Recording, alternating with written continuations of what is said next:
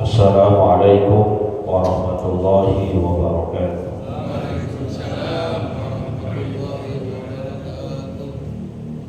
Bismillahirrahmanirrahim. Alhamdulillahi rabbil alamin. Allahumma salli wa sallim ala sayyidina Muhammadin wa ala alihi wa sahbihi ajma'in, amma ba'd. Fa inna asdaqal hadits kitabullah wa khairal hadi hadi sayyidina Muhammadin sallallahu alaihi wasallam, wa syarrul umuri muhdatsatuha wa kullu muhdatsatin bid'ah wa kullu bid'atin dhalalah wa kullu dhalalatin finnar. Subhanaka la ilma lana illa ma 'allamtana innaka antal alimul hakim. Rabbi shrah li sadri wa yassir li amri wahlul 'uqdatam min lisani yafqahu qawli. Amin. Yang sama-sama kita hormati dan muliakan guru kita Ustaz Dr. Andas Haji Asman bin Haji Abdul Rahim, Ketua Masjid Al-Istiqomah Ustaz Haji Asmari bin Kiai Haji Abdul Rashid Siddiq, bapak-bapak, ibu-ibu hadirin jamaah yang dimuliakan oleh Allah. Alhamdulillah kita masih bisa hadir di majlis ilmu, majlis kebaikan, majlis yang insya Allah mengantarkan dan memudahkan kita menuju surganya Allah Subhanahu wa ta'ala. Kita lanjutkan bacaan kita. Bismillahirrahmanirrahim. Qala al-muallif rahimahullahu ta'ala anhu wa qala alaihi salatu wassalam, bainama rajulun mimman kana qablakum yajurru izarahu minal khuyala'i illa khasafallahu bihil arda fahuwa yatajaljalu fiha ila yaumil qiyamah. Wa qala alaihi salatu wassalam, la yadkhulul jannata man kana fi qalbihi misqala dzarratin min kibrin. Wallahu a'lam. Hadirin yang dimuliakan oleh Allah Subhanahu wa ta'ala, melanjutkan pembahasan kitab kita. Ada hadis dari Nabi kita Muhammad sallallahu alaihi wasallam, bainama rajulun mimman kana qablakum yajurru izarahu minal khuyala'i illa khasaqallahu bihil arda fahuwa yatajaljalu biha ila yaumil qiyamah. Dahulu di orang-orang sebelum kalian ada seseorang yang gaya berpakaiannya itu menjulurkan bagian bawah, menjulurkan kainnya sampai nyerempet ke tanah. Kalau bahasa sekarang itu isbal. Minal khuyala, karena motifnya sombong. Illa khasaqallahu bihil arda, kecuali orang tersebut akhirnya Allah tenggelamkan ke dasar bumi. Bahwa yatajaljalu biha ila yaumil qiyamah, dan sampai sekarang berdasarkan hadis ini, itu orang yang dimaksudkan ditenggelamkan terus, jalan terus di dalam tanah kita, dalam perut bumi kita. Dalam penjelasan keterangan hadis tersebut, yang dimaksudkan oleh orang tadi adalah Qarun yang hidup pada zaman Nabi Musa. Beliau terkenal dengan kekayaannya, yang dengan sebab kekayaannya itu berlaku sombong.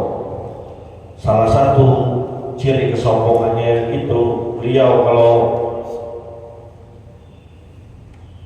memakai baju, memakai pakaian,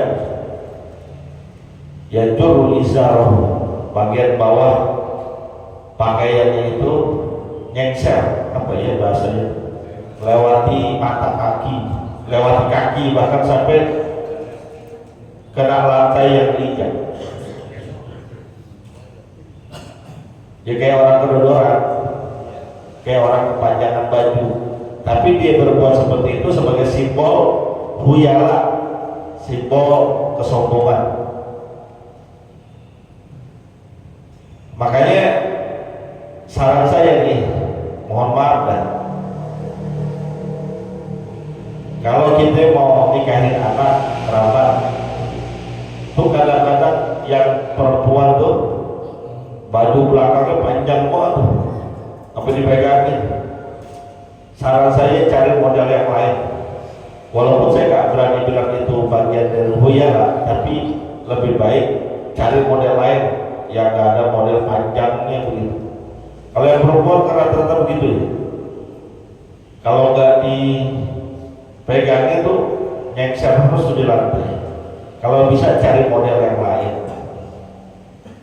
Pak Ustadz nggak ada model yang lain, emang wedding organisernya nyedianya kayak gitu.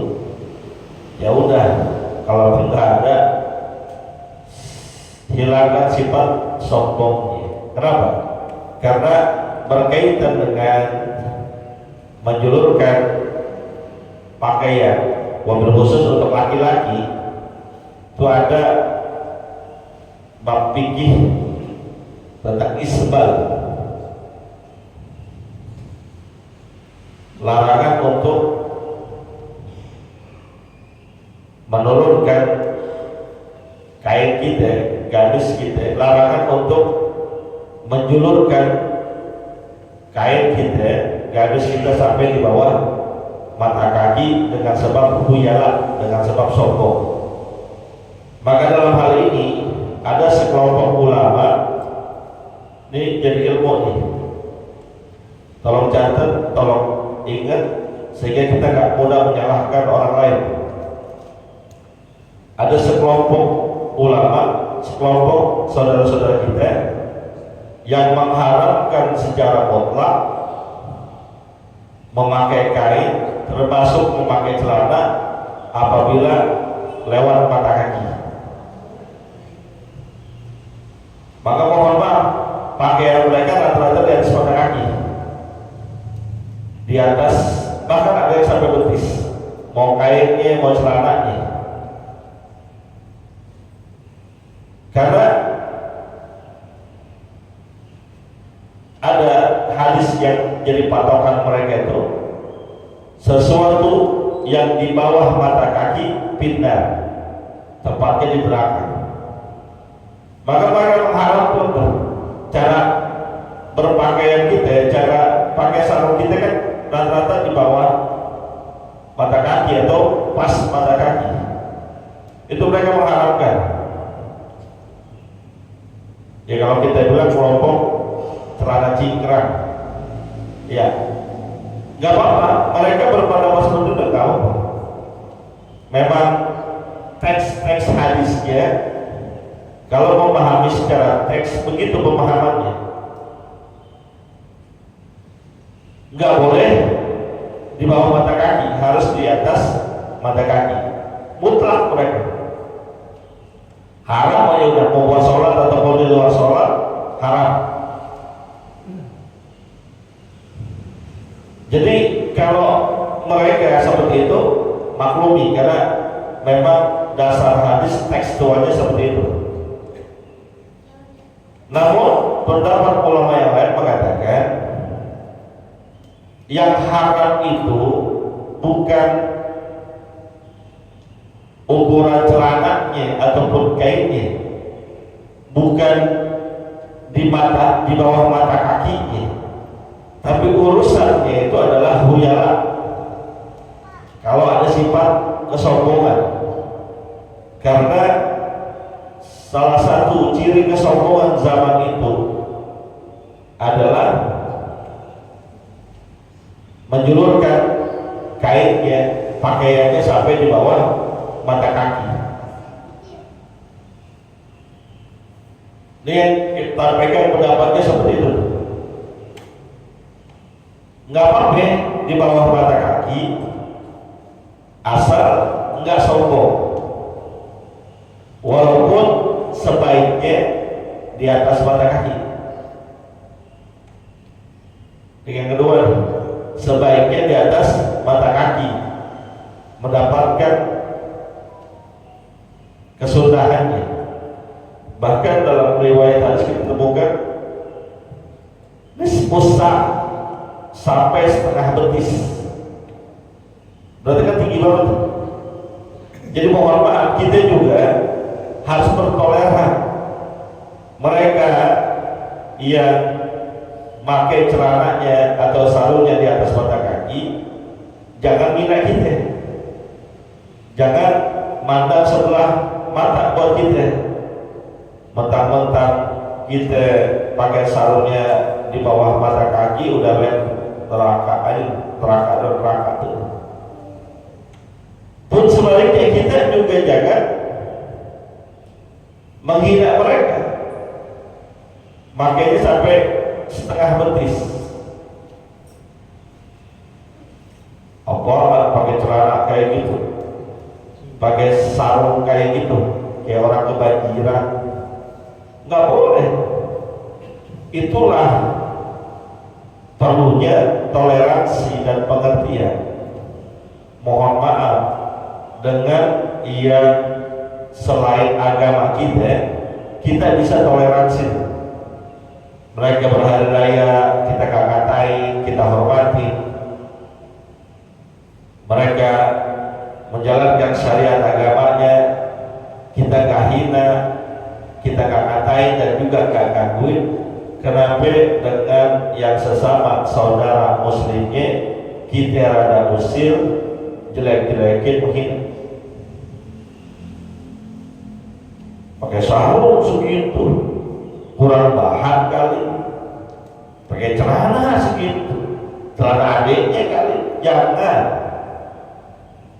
Silahkan saudara-saudara, teman-teman yang mau pakai model celana kayak gitu, nggak apa-apa, di dalam sholat ataupun di luar sholat, asal jangan ini lagi nih kita nih, dengan yang pakai celana cingkrang kita jelek-jelekin, sama yang celana di atas dengkul kita jelek aja. Kalau ukuran salah, ya jelas yang di atas dengkul. Kenapa? Auratnya kebuka. Sementara kalau yang cuma setengah betis, enggak, justru teks hadisnya begitu. Sebaliknya juga begitu. Yang bagi teman-teman yang bercelana cingkrang, jangan hina, jangan jelek-jelekin, pandang sebelah mata yang pakainya di bawah mata kaki. Orang yang pakai di atas dengkul aja masih banyak, lo ngurusin itu gitu. Itulah toleransi indahnya seperti itu. Namun ulama-ulama yang memperbolehkan pakai celana, pakai sarung di bawah mata kaki dengan syarat nggak ada unsur kesombongan di dalamnya, itu sepakat bahwa sunnah hukumnya memakai sarung ataupun memakai celana di atas mata kaki. Sunnah tuh, gak wajib. Ya kita paham kalau sunnah mendapatkan tambahan pahala jika kita kerjakan, kalau tidak kita kerjakan nggak jadi dosa, tapi kita nggak mendapatkan keutamaan. Ya Pak Ustadz, gimana kandungan celana saya udah di bawah mata kaki semua, digunting-guntingin aja, apa gimana? Terserah ente. Mau pakai yang begitu tetap gak apa-apa, asal jangan sombong. Mau digunting gak apa-apa, tukang permak banyak, tapi jangan salah pilih tukang permak, ntar jadi dengket. Gak apa-apa. Kalau celana kan kudu digunting, kalau kain sarung mah bisa kita naikin terus. Jadi sekali lagi kita nih juga kalau melihat teman-teman kita, saudara-saudara kita pakai kain sarung ketika sholatnya sampai setengah betis misalnya, kan kelihatan gantung banget. Jangan dihina, itu yang bagus sebetulnya. Nih orang mau sholat habis lewat kampung sawah kali, tinggi banget, kebanjiran, nggak boleh begitu. Kita ngomong seperti itu karena nggak paham sebetulnya. Kalau paham, ngerti, nggak jadi saling menjatuhkan dan menyalahkan.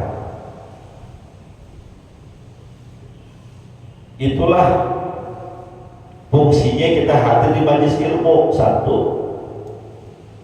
tambah wawasan, tambah pencerahan. Yang kedua, itulah gunanya kita ngaji kepada guru yang pikirannya luas dan terbuka, nggak gampang nyalain orang, nggak merasa benar sendiri.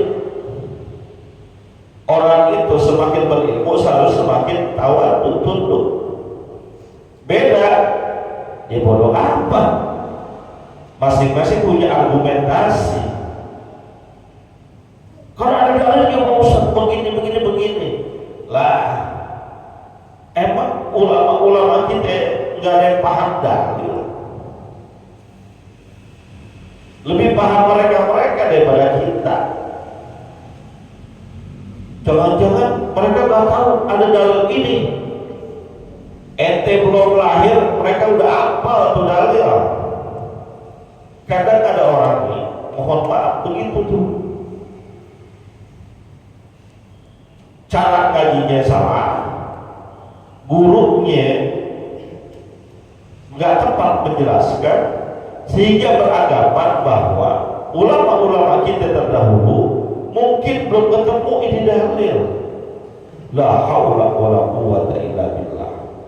Ente belum lahir, tuh guru-guru kita udah pada apa? Maka sering saya sampaikan di berbagai majelis, kita itu gunanya ngaji, tambah ilmu, tambah Allah angkat derajat, tambah tawadhu. Salah satu ciri orang sombong adalah gampang nyalain orang, merasa benar sendiri. Wah, apaan lu terawih 23, gue dong 11. Kata yang 23, apa lu 11? Kecapean, udah gak kuat terawih, timbang 11 doang, gua dong 23. Sekarang ternyata dulu kan rame 23 11 gitu ya. Sekarang ternyata Masjidil Haram 13, lu bayangin coba.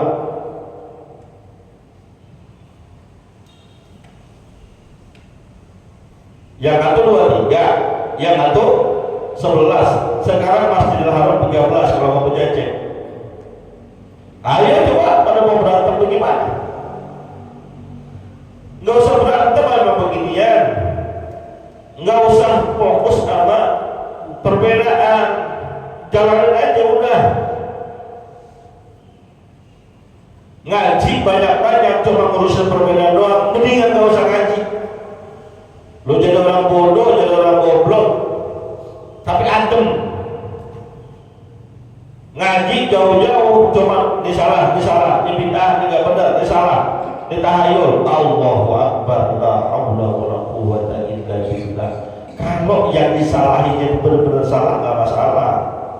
Yang disalahinya masih dalam tataran khilafiyah, perbedaan pendapat. Yang masing-masing punya hujah, walaupun mungkin ini hujahnya agak lemah menurut kita. Ini hujahnya kuatan menurut kita, tapi hormatin dong. Ini contoh lagi nih.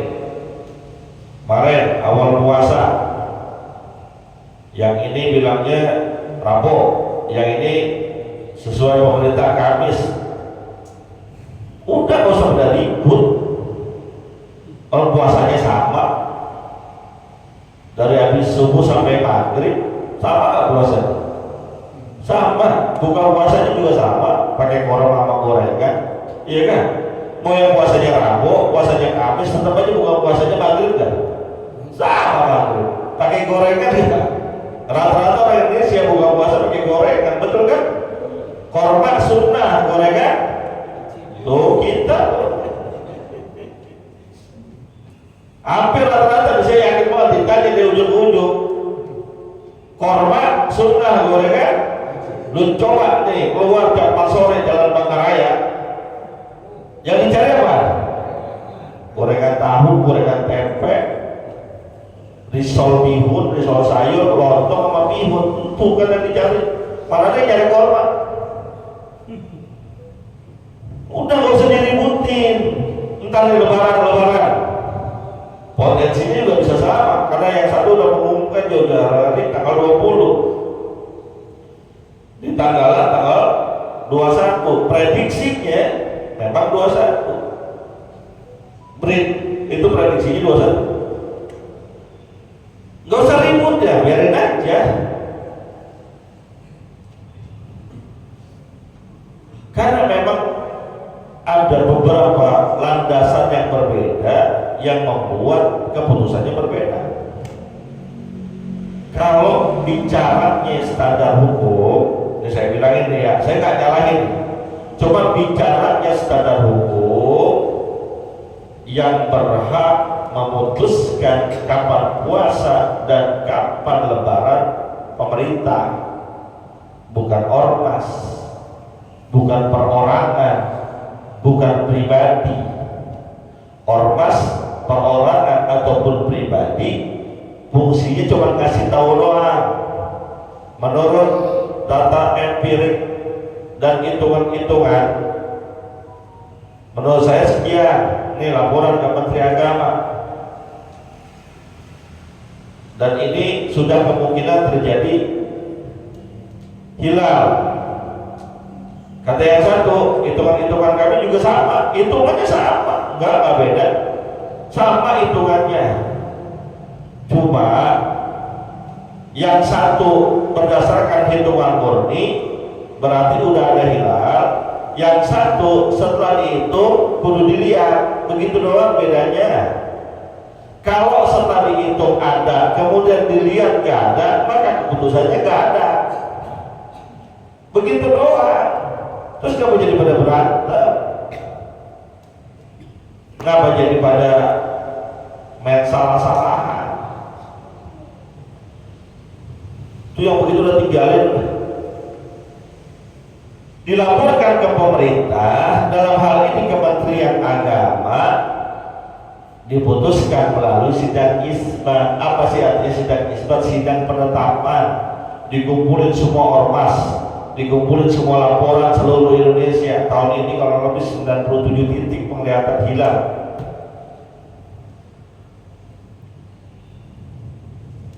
Dilaporin nih, kata ormas ini begini, ormas ini begini, semua laporan.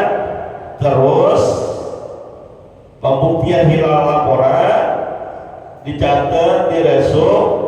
Dari semua laporan itu sepakat gak ada yang lihat hilal. Metodologi Indonesia yang digunakan adalah sumu li ru'yatihi wa aftiru li ru'yatihi. Puasa karena melihat hilal awal bulan, berlebaran juga karena melihat hilal awal bulan. Hitung-hitungan cuma membantu doang, mempermudah, begitu. Jadi gak usah pada ribut, Rabu Kamis, sama besok kalau lebaran begitu. Kalau nggak salah Jumat Sabtu deh, 20-nya Jumat, Sabtunya 29. Di tanggalan ente lebaran tanggal berapa? Punya tanggalan nggak di rumah? Tanggal berapa? 21, 20-nya nyepi kalau nggak salah. 21 di tanggalan ente itu berarti normal. Kalau di tanggalan ente lebaran tanggal 27 baru kagak normal. Ustaz, ada tuh yang rombongan lain rambut kuning, 5 hari sebelum puasa udah puasa duluan, itu udah ngaco udah. Yang begitu mah gak usah dipikirin, udah pasti ngaconya. Seharusnya memang, mohon maaf, saya beberapa kawan saya yang kuliah di luar negeri itu laporan nggak tahu, cuman Indonesia doang yang begini, yang pakai ada beda-beda, yang lain mah kagak. Gak ada tuh ormas-ormas luar negeri yang duluan, oh tanggal sekian gak ada. Bagaimana pemerintahnya aja? Memang kita seharusnya tegas juga. Kalau menurut saya tegas, seharusnya gak boleh begitu. Wallahu a'lam bishawab. Lagi ngomongin sombong, sombong. Intinya gini, dalam mengamalkan syariah agama, apalagi udah pembahasannya tinggi, sangat berpotensi untuk berbeda pendapat. Udah, itu udah biasa ya. Kita yang orang ngaji, orang hati baris ilmu, biar ada ngerti bahwa kalau ada beda, gak usah diperselisihkan. Ustaz tahunya ada perbedaan dari mana? Iya, makanya lu ngaji. Kalau ngaji guru lu kasih tahu, ini begini nih yang kita pakai, yang di luar kita begini. Ada lagi yang model begini, dasarnya ini, yang kita pakai ini. Terus kalau ketemu sama yang beda, udah nggak usah salah-salahin, hormat. Silahkan, lana a'maluna walakum a'malukum, bebas. Tarawih 11, silahkan. 23, silahkan. 13, monggo, silahkan. Habis tarawih, habis sholat isya mau tarawih, ada ceramah, silahkan. Gak usah lu pakai nyalahin orang, bukan gendut banget ya, aku jadi kesal juga dah. Baru timbang mau tarawih atau mau witir setelah sholat tarawih, ada kultum, ada ceramah Ramadan, dikata bid'ah loh. Nabi gak pernah bikin, emang Nabi gak pernah bikin. Cuma ini kan memanfaatkan waktu.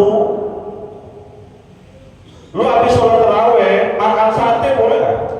Di ibaratnya saat di Masjid Al-Istiqomah, habis itu dirutinkan, Pak Ustaz, setiap sesuatu yang dirutinkan harus butuh dalil. Karena gua tanya begini, Masjid Al-Istiqomah setiap selesai tarawih sebelum witir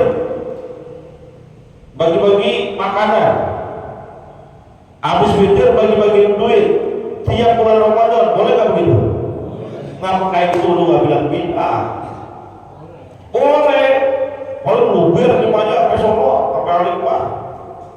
Kayak yang viral tuh, sholat tarawih dikasih duit berapa ya? 300.000. Nungguinnya sebagai gohor udah bikin antrian. Besok bikin begitu boleh sih. La haula wala quwwata. Jadi begitu ya Pak. Jadi beramal, kita ngaji jangan gampang nyalain orang. Begitu aja dah. Saya di mana-mana kajian betul, jangan yang pada input apa yang begitu. Wallahu a'lam bishawab. Al-Fatihah.